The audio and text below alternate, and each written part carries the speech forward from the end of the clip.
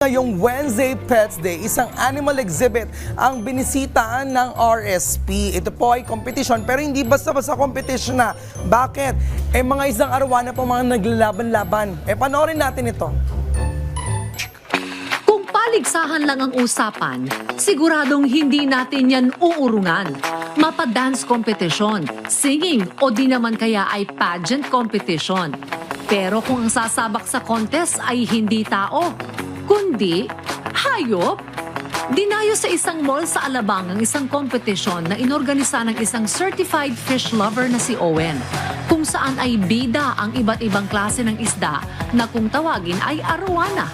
Ang arowana ay isang uri ng isda na may mahabang katawan at makintab na kaliskis.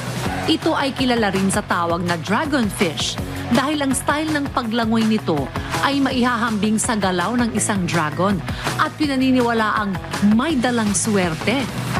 Naniniwala si Owen na sa tulong ng pag-produce ng event gaya nito ay magkakaroon ng awareness ang mga Pilipino na gaya sa ibang bansa ay may ganitong kompetisyon din sa Pilipinas. Itong mga nasa likod ko is Arowana Aquarium. So, ito ay competition. Competition to ng mga super red arowana and gold arowana. Ang main goal ko dito is may pakita sa publiko at aware ang ibang hobbies na may nangyayari pa ng ganitong klaseng event na may competition pala ng arowana sa Pilipinas. Mostly kasi ginagawa to sa Indonesia o sa ibang bansa. So ngayon, meron na tayo dito sa Pilipinas. Gusto kong makainganyo ng iba pang hobbies na subukan, sumali, or mag-alaga ng arowana. Bukod pa riyan, hindi rin bigo ang ibang animal lovers sa naganap na exhibit.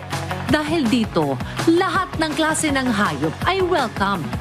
Isa na nga rito ay ang bitbit na Orange Dream Calico Snake ng exhibitor na si Niza Ho. Yeah, itong hawak ko ngayon, isa siyang ball python.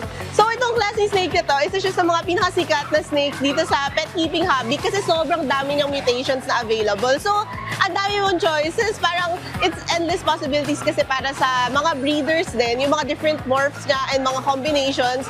Kaya talagang maraming nag-enjoy mag-alaga dito. Ito ay nagpatunay na hindi lahat ng hayop ay dapat katakutan. Wild man sa ating paningin, dapat ay pangalagaan pa rin.